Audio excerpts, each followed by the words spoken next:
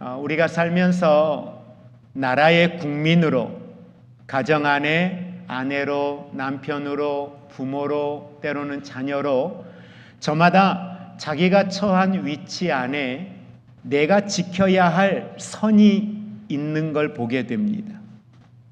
국가와 관련되어져 있는 공직자들은 법으로 정하고 있습니다. 대통령은, 국무총리는, 장관은, 경기도지사는, 용인시장은, 구의원은, 시의원은, 이렇게 해서 저마다 각자가 맡고 있는 위치에 따라 그가 그 범주 안에서 할 수 있는 역할들이 명확하게 정리가 되어져 있어요. 그래서 그 명확하게 정리가 되어져 있는 그의 역할을 법적인 테두리를 벗어나서 무언가를 하려고 했을 때에 그것이 옳고 그름을 떠나서 법적인 제재를 받는 모습을 보게 됩니다.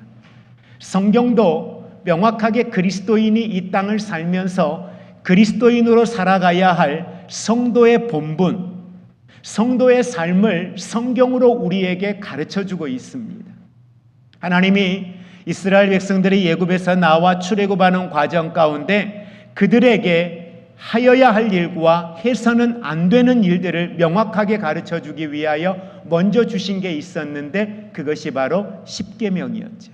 그리고 주신 게 뭐예요? 율법의 말씀들이었습니다. 그래서 초기 이스라엘의 모든 법의 근원은 바로 하나님의 말씀에서 시작이 된 것을 보게 됩니다. 그래서 말씀 안에 들어오면 오케이. 그러나 말씀을 벗어나면 그건 죄가 되는 거죠. 우리가 성경 가운데 이와 같은 사건에 대해서 가장 잘 표현해 주고 있는 한 인물이 있는데 바로 사울에 대한 이야기이죠. 사울이 전쟁에 나가야 되는데 예배를 드려야 되겠는데 사무엘 선지자가 오기로 한 시간에 오지를 않아요. 그래서 어떻게 해요? 하나님 앞에 제단을 쌓고 예배를 드렸단 말이에요. 근데 예배를 드렸는데 그게 사울에게 문제가 됐어요. 다른 것도 아니고 예배예요. 근데 당시에는 왕과 제사장과 선지자의 역할이 명확하게 구분이 되어져 있습니다. 그리고 그 역할을 할 수 있는 사람들도 명확하게 법으로 규정이 되어져 있단 말이에요. 그런데 사무엘 선지자가 와서 해야 할 예배를 집례하는 일을 기다리다가 상황과 환경이 되지 않아 병사들이 흩어지고 전쟁에 나아가는 이들이 여러 가지의 환경적인 요소들로 인하여서 두려움에 떨고 있을 때에 그걸 볼 수 없어서 사울이 하나님 앞에 예배를 집례하였던 이것은 명확하게 하나님 앞에 범죄하는 행위가 되었던 걸 보게 됩니다. 왜요? 그가 해야 할 자기의 선을 넘어섰다라고 하는 거죠. 오늘 우리는 다윗에 대한 이야기를 보려고 합니다. 다윗에 대한 이야기와 함께 더불어서 예수님의 공생의 사역 가운데 있었던 예수님의 사역들을 함께 들여다보면서 이 시대를 사는 저와 여러분들, 우리 그리스도인들이 그리스도인으로서 대한민국의 국민이 아닌 그리스도인으로서 이 땅을 살면서 우리가 지켜야 할, 우리가 감당해야 될, 우리가 넘어서는 안 되는 그리스도인의 삶의 선, 이것을 우리가 명확하게 알고 또 그 안에서 오늘 저와 여러분들이 좀 더 성숙한 믿음의 사람들로 세워져 나아갈 수 있기를 원합니다. 오늘 우리가 사는 시대는요, 많은 사람들이 감정에 충실합니다. 기분 나쁘면 나빠요.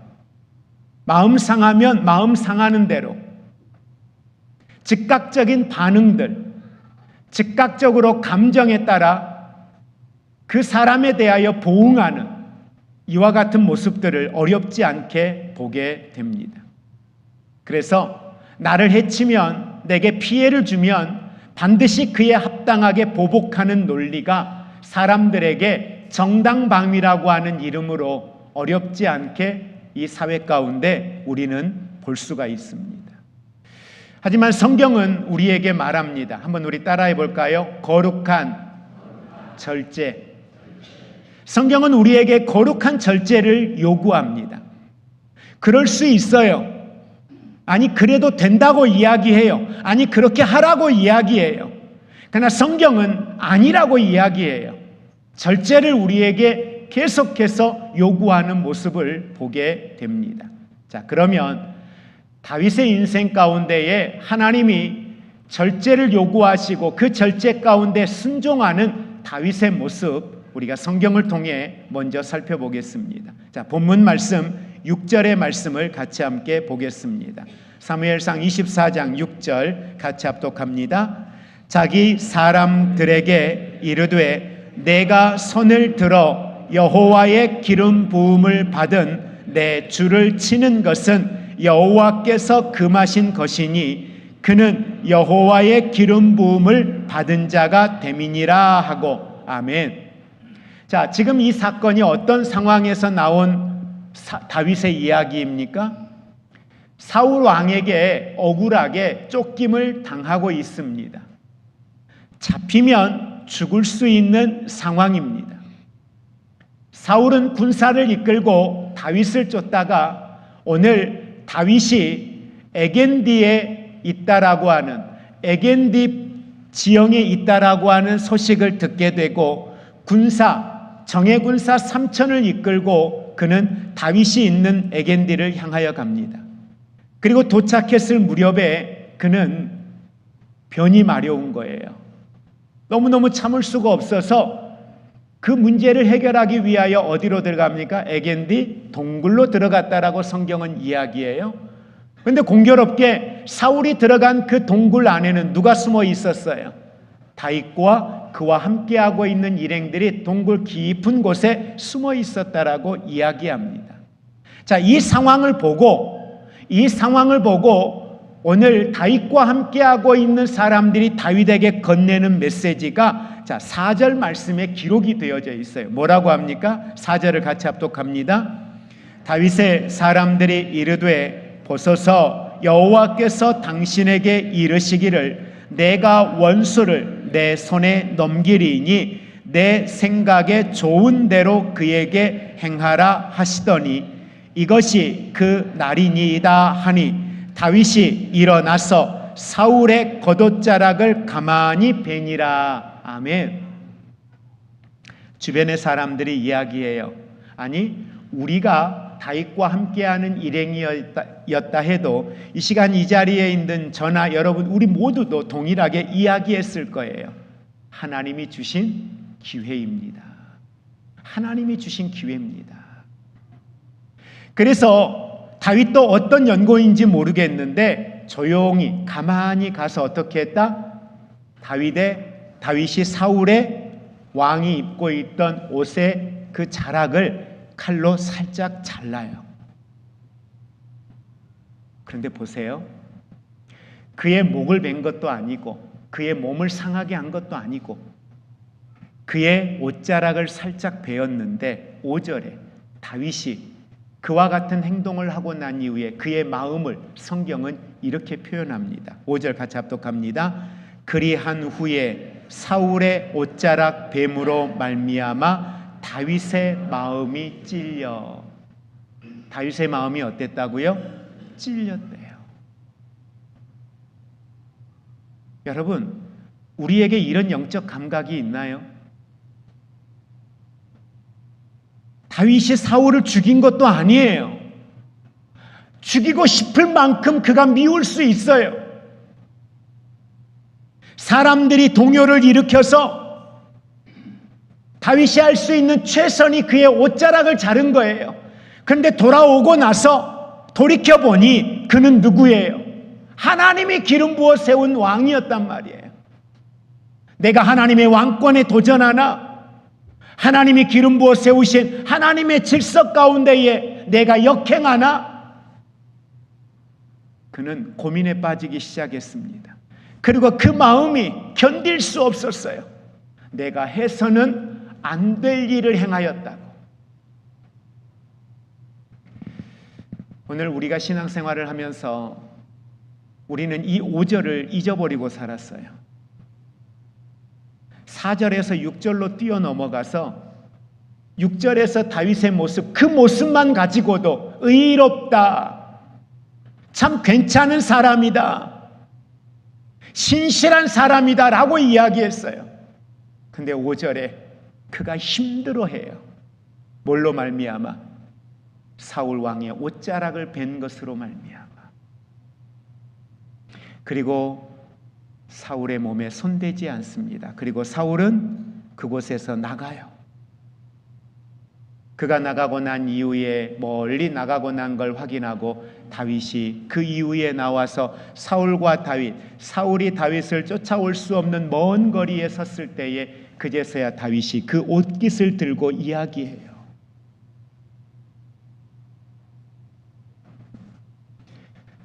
오늘 다윗이 하나님 앞에 하나님을 두려워하는 신앙 때문에 원수 갚는 것이 내게 있지 아니함을 알고 하나님께 내어 맡기고 그는 오직 여호와의 말씀에 순종하며 나아가는 다윗의 모습 속에 볼 수 있는 중요한 신앙이 하나 있는데 바로 그게 어떤 거냐면 다윗은 자기의 위치, 자기가 지켜야 할 선을 지키기 위하여서 결국은 자기의 목숨까지도 담보로 내놓고 있는 모습을 봅니다.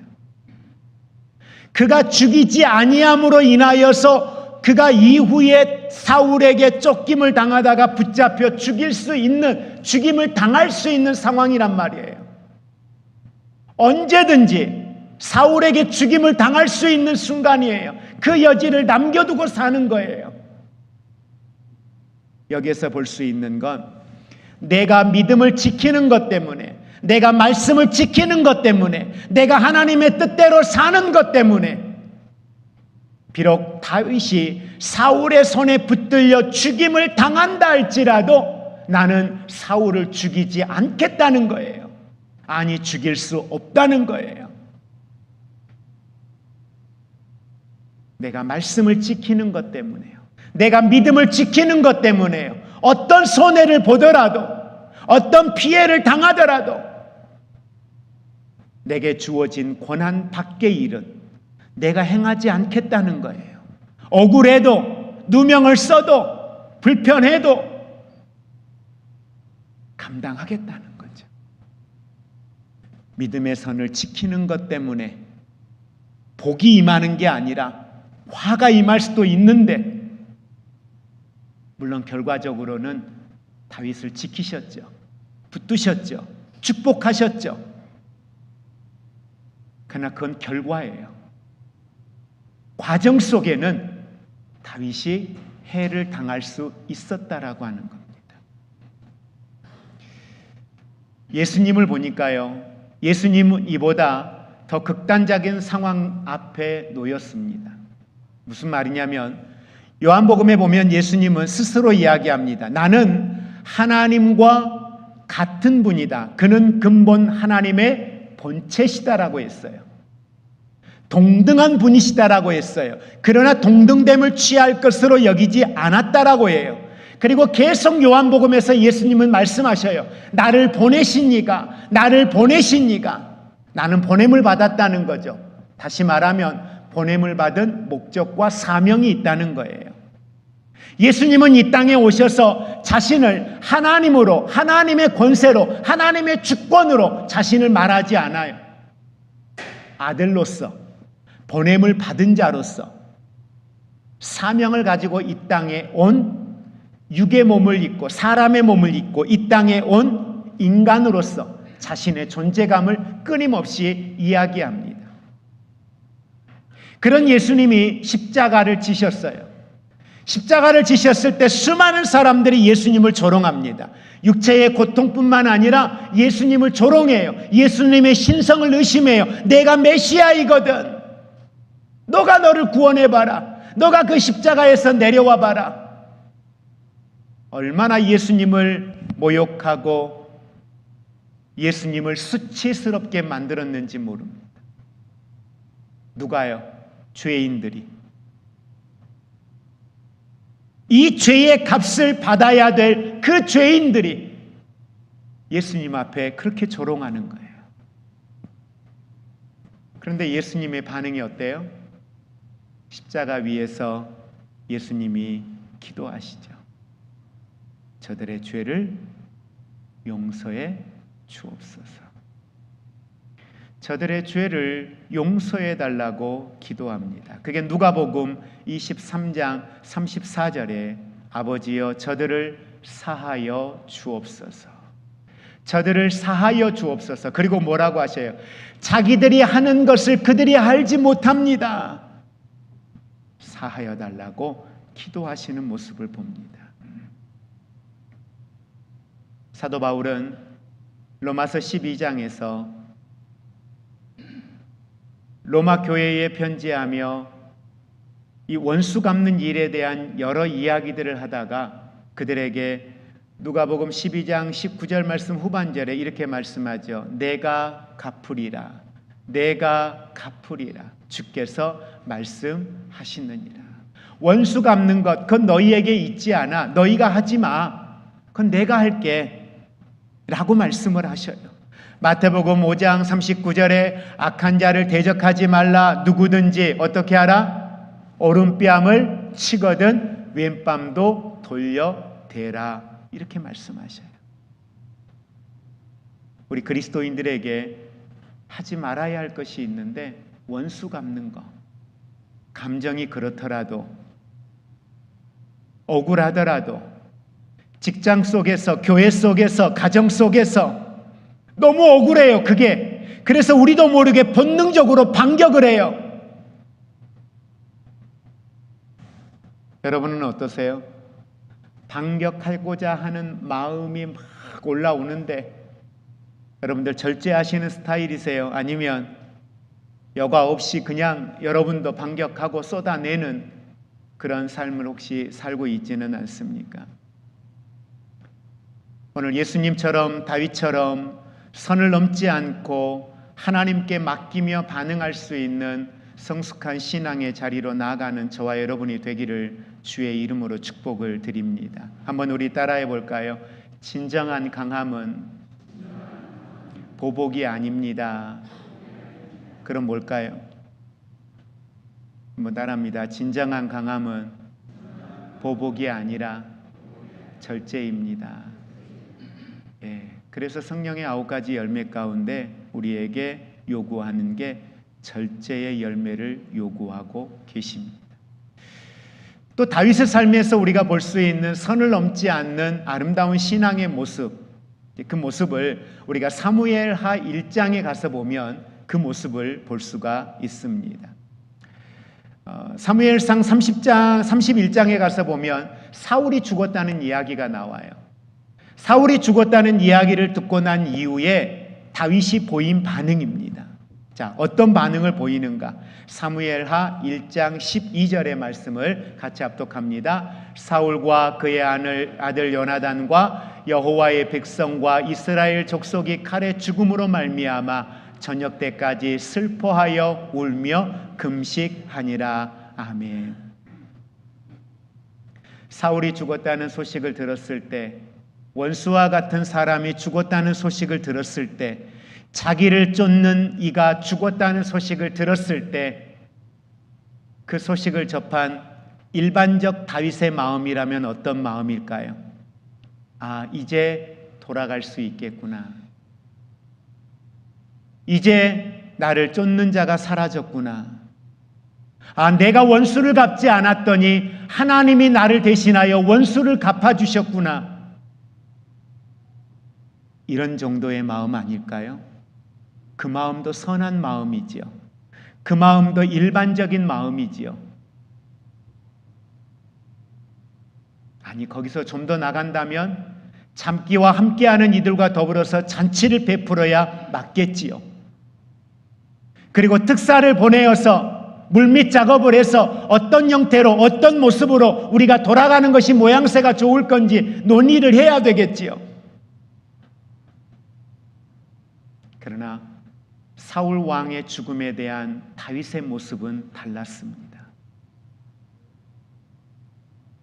그는 저녁 때까지 슬퍼하며 울며 식음을 전폐하고 금식하며 하나님 앞에 나아가는 모습을 보게 됩니다.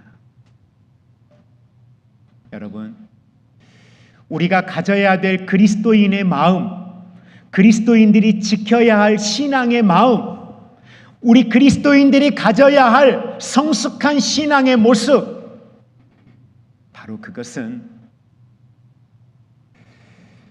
자기 중심이 아닌 하나님 나라 중심의 신앙이 우리에게 필요하다는 사실을 기억하시기를 바랍니다. 다윗은 사울의 원수됨보다 하나님께서 기름 부으신 자의 죽음을 슬퍼했다는 거예요. 그가 누구냐? 그의 인성이 문제가 아니라 그가 하나님이 세운 왕이었는데 하나님이 세운 왕이 죽었어요. 하나님의 백성들이 죽었어요. 그가 슬퍼함은 하나님이 세우신 하나님의 질서가 무너졌어요. 내 앞으로의 인생이 어떻게 될 것인가가 그의 삶의 중심이 아니라 하나님의 나라, 하나님의 영광, 무엇이 하나님이 기뻐하시는 일이냐는 거예요.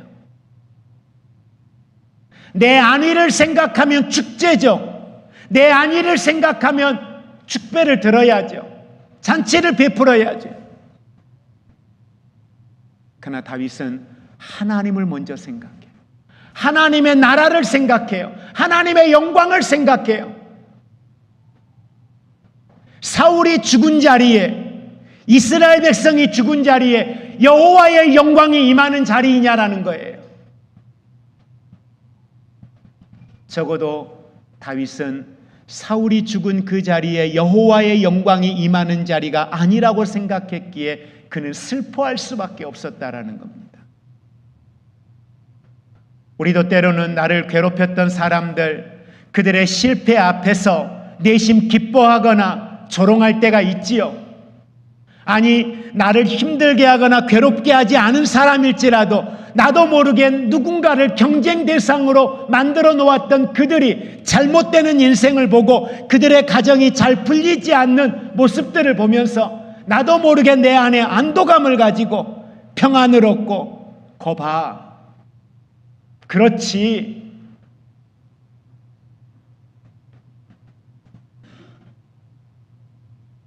혹시라도 우리 마음에 그런 연약함은 없는지 돌아볼 수 있기를 원합니다. 마태복음 9장 36절에 예수님의 마음은 이런 마음이었습니다. 예수님의 마음은 목자 없는 양 같기 때문에 이스라엘 백성들, 유대인들, 이스라엘을 바라보면서 예수님은 그들을 불쌍히 여기셨습니다. 여러분, 예수님은 죄인들의 무리를 바라보시고 진노하시고 책망하시고 야단만 치신 게 아니라 오히려 예수님은 다가가서 수고하고 무거운 짐진 자들에게 다 내게로 오라고 말씀을 하고 있습니다. 그 짐 지고 그대로 내게 오라고 말씀합니다. 그리고 예수님은 한 발 더 나아가서 원수를 사랑하며 너희 박해하는 자들을 위하여 기도하라고 마태복음 5장 44절에 말씀을 주고 있습니다. 여러분, 우리가 지켜야 할 신앙의 선은 세상 사람의 기준이 아닙니다. 그리스도인들이 살아가는 데 있어서 그리스도인들이 가지고 있어야 될 그리스도인의 가치와 그리스도인에 있어서의 선택의 기준은 세상의 가치가 아닙니다. 이 정도면 됐지가 아닙니다. 그건 예수 그리스도예요. 예수 그리스도를 닮아가는 거예요. 그의 성품을 담는 거예요. 원수인데, 나를 쫓는 자인데, 그런데 주님은 어떻게 하셨어요? 내가 죄인 되었을 때 아들 예수 그리스도를 보내주시고 예수 그리스도의 십자가를 통하여 나 너 사랑한다, 내가 너 사랑한다는 증거가 이거야, 예수 그리스도야, 예수 그리스도의 십자가야 라고 우리에게 이야기하신다는 거예요. 자기를 모른다고 부인할 베드로, 자기를 은 30에 팔 가룟 유다, 어느 누구도 예수의 십자가 앞에 드러나지 아니하고 다 도망갈 제자들, 다 아시는 예수님은 그들의 발을 씻기셔요. 성찬을 행하시면서 이는 내 몸이니 이는 내 피니, 그렇게 예수님은 제자들을 위하여 당신이 줄 수 있는, 베풀 수 있는, 보여줄 수 있는 모든 것들을 다 동원하여 사랑과 긍휼을 베푸셨을 뿐만 아니라 부활하시고 난 이후에 먼저 찾아가셔서 그들을 만나 주십니다. 그리고 사명을 주셔요. 이게 사랑이잖아요. 이게 은혜잖아요. 우리가 그걸 받았잖아요. 그리고 구원받은 거잖아요. 그리고 주님이 말씀하시는 건 너희도 이와 같이 하라. 너희도 이와 같이 하라. 이게 우리의 선이에요. 이게 우리의 기준이에요.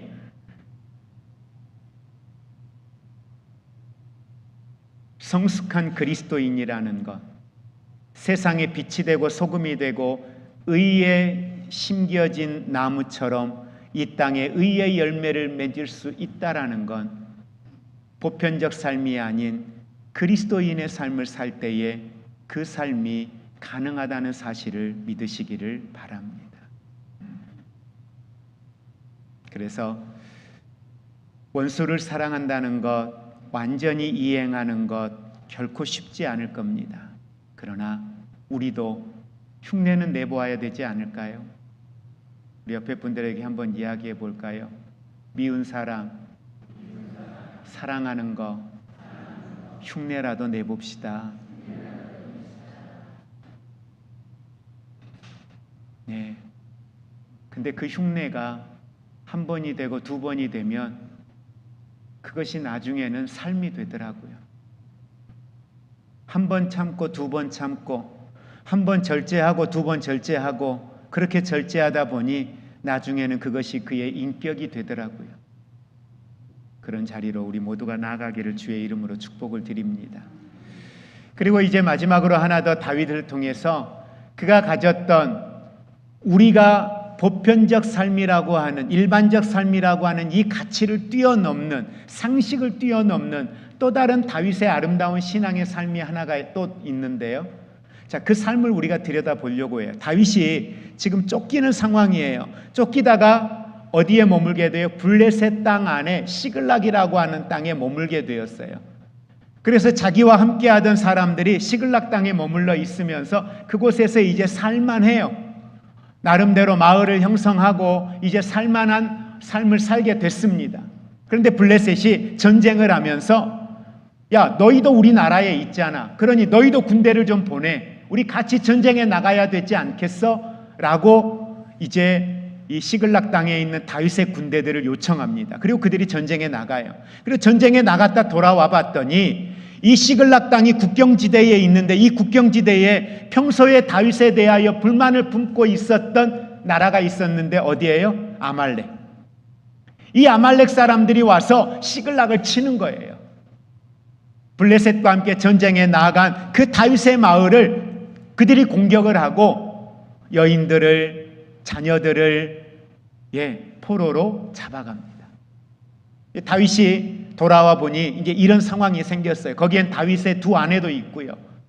이런 상황 앞에 다윗이 그냥 있을 수 없죠. 그들을 쫓아가기를 시작합니다. 근데 쫓아가려고 보니까 이들은 지금 어디 갔다 온 거예요? 전쟁에 갔다 왔잖아요. 그러니 이미 전쟁에 지쳐서 더 이상 한 발도 내디딜 수 없을 만큼 지친 이들이 있어요. 다윗은 그들이 갈 수 없다라는 걸 알고 이들을 이곳에 머물게 합니다. 마을에 머물게 해요. 그래, 너희는 가지 마라. 그리고 남은 군사들만 데리고 다윗이 아말렉을 쫓습니다. 그리고 아말렉을 쫓아 전쟁에서 승리를 해요. 승리하고 난 이후에 전쟁이 끝나고 나면 항상 거두어 드리는 게 뭐예요? 전리품들. 전리품들을 거두어 드리는데 어마어마한 양을 전리품들을 거두어 드렸어요. 전리품을 가지고 들어와서 다윗이 어떻게 했을까요? 보통은 전리품은 전쟁에 나간 사람들에게 배분해 줘요. 전쟁에 나간 사람들에게 배분해줘. 왜? 전쟁에 대한 수고의 대가니까. 그런데 다윗은 어떻게 해요? 전쟁에 나간 사람들에게 뿐만 아니라 사무엘상 30장 24절에 보니까 전쟁에 나아갔던 자의 분깃이나 소지품을 지켰던 자의 분깃이 같을지니, 함께 같이 합독해 볼까요? 사무엘상 30장 24절 같이 합독합니다. 이 일에 누가 너희에게 듣겠느냐? 전장에 내려갔던 자의 분깃이나 소유물 곁에 머물렀던 자의 분깃이 동일할지니 같이 배분할 것이니라 하고. 아멘. 그리고 나서 그 뒤에 보면 이들은 불만스러워. 전쟁에 나갔던 사람들은 불만스러워요. 그럼에도 불구하고 다윗은 그것을 공정하게 나누는 모습을 성경을 통해 보게 됩니다. 여러분, 우리가 다윗의 이 모습을 통해서 한 가지 엿볼 수 있는 게 있어요. 이 땅에 사는 많은 그리스도인들은 보편적 삶을 살기를 원해요. 상식이 통하는 삶을 살기를 원해요. 상식만 통해도, 평등만 해도, 아니 더 바라지도 않겠어. 법정에 섰을 때 평등하면 좋겠어. 죄 지었을 때 평등하면 좋겠어. 어떤 문제가 있을 때 이 대한민국의 국민으로서 그냥 평등하게 수사받고 평등하게 대가를 치르면 좋겠어. 그런데 우리나라는 평등이 통하지가 않아. 상식이 통하지가 않아. 그건 우리나라뿐만 아니라 세계 모든 나라가 다 그래요.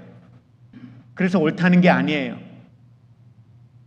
그래서 상식이 통하는 평등한, 모든 것이 법 앞에 평등한, 우리나라 법은 분명히 이야기해요. 장애인에 대해서 인권을 이야기할 때도 분명히 가장 먼저 1장에서 명시해요.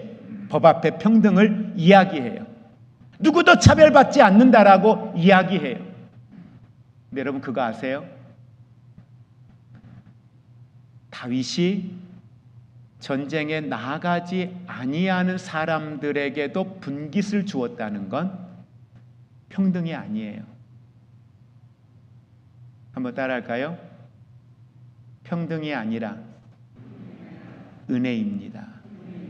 왜요? 받을 자격 없는 이들을 향하여 분깃을 나누어 준 거예요. 우리가 왜 구원을 은혜라고 이야기합니까? 받을 자격 없는데 내게 그걸 주셨기 때문에 은혜라고 이야기하는 거예요. 여러분, 우리 그리스도인은 평등한 사회를 만드는 게 목적이 아니에요. 그게 그리스도인의 삶이 아니에요. 그리스도인이 지켜야 될 선은 평등이 아니라 평등을 뛰어넘는 은혜를 심는 것이 오늘 그리스도인의 삶이요 사명이라는 사실을 믿으시기를 바랍니다. 지난번에 축의금 했으니까, 지난번에 우리 집안에 대소사 있을 때 이렇게 했으니까 안 했는데 그때 얼마 했지? 그건 뭐예요? 평등하지 않은 거예요. 당신 그때 했으니까 나도 해야지. 당신 그때 안 했으니까 나도 안 할 거야. 당신 그때 안 왔잖아. 나도 안 갈 거야. 이건 뭐예요? 세상의 논리예요. 세상의 기준이에요. 평등하지 않은 거예요. 평등만 살아도 우리가 사는 사회는 살만한 세상이에요. 그러나 평등의 삶을 사는 건 하나님의 영광을 나타내는 삶을 절대 살지 못합니다.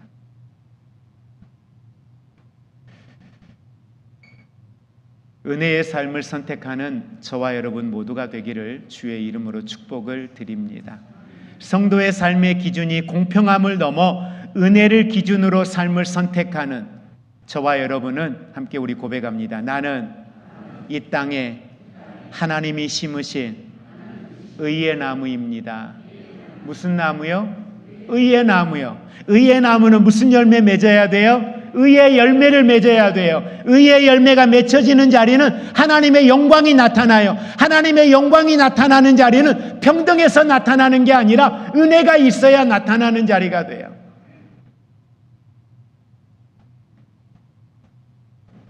교회에서 우리는 때로 비교하고 판단할 때가 있죠. 내가 어떻게 했는데, 내가 얼마만큼 헌신했는데, 아니 사람 보고 헌신했나요? 목회자 보고 헌신했나요? 아니요. 주님께 받은 은혜 때문에 헌신한 거잖아요. 주님께 받은 사랑 때문에 헌신한 거잖아요. 주의 영광을 위해서 주님이 내게 주신 사명이라고 생각했기 때문에, 그 긍휼 때문에, 그 마음 때문에 우리 헌신한 거잖아요. 그러니까 교회에 몇 년, 교회에서 어떤 봉사, 교회에서 내가 어떤 헌신, 교회에서 내가 누군데, 목사인데, 목사는요 하나님이 내게 주신 사명이어서 사명의 자리에 이 사명을 감당한 거예요.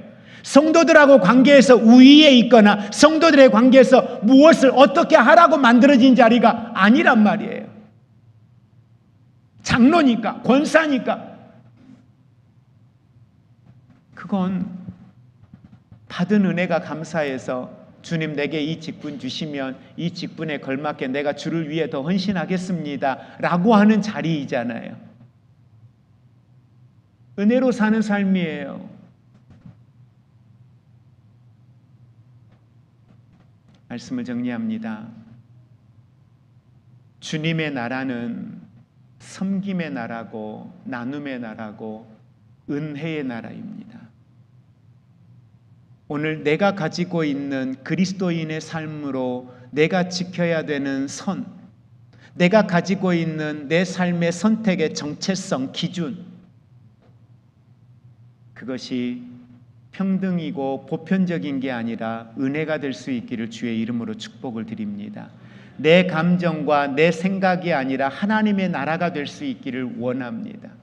그럴 때 우리는 좀 더 성숙한 긍휼의 삶과 용서의 삶과 자기중심적인 삶이 아닌 하나님이 어떻게 바라보실까에 대한 하나님의 나라의 관점에서 모든 것들을 바라볼 수 있다는 사실입니다. 말씀을 정리합니다. 다윗의 삶은 선을 지키는 신앙의 모델이었습니다. 예수님의 삶도 우리에게 분명하게 그리스도인이 살아가야 할 삶의 모델을 보여줍니다. 다윗은 사울을 죽이지 않았고 예수님은 자기를 죽이는 자들을 위하여 용서의 기도를 드렸습니다. 다윗은 원수의 죽음을 슬퍼하고 하나님 앞에 나아갑니다. 예수님은 자기를 부인한 베드로조차도 회복의 자리로 이끄셨습니다.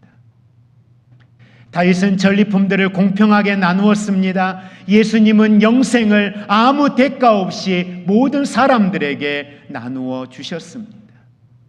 이제 저와 여러분도 오늘 세상이 만들어 놓은 기준, 보편적 평등의 삶이 아닌 말씀으로 우리에게 명령하신 그리스도인의 삶을 통한 하나님의 영광을 나타내는 예수님을 닮아가는 절제와 사랑의 신앙을 실천하는 우리 모두가 될 수 있기를 주의 이름으로 축복을 드립니다. 기도하겠습니다.